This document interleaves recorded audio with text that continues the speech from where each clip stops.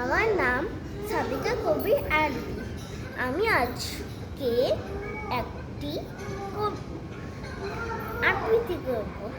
আবৃত্তির নাম মৌমাছি মৌমাছি। মৌমাছি মৌমাছি কোথা যাও নাচি নাচি, দাঁড়াও না একবার ভাই। ওই ফুল ফুটে বনে, যায় মধু আহরণে, দাঁড়াবার সময় তো নাই।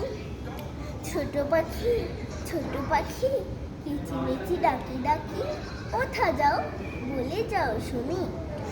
এখন না কব কথা, আনিয়াছি তৃণলতা, আপনার বাসা আগে বনি।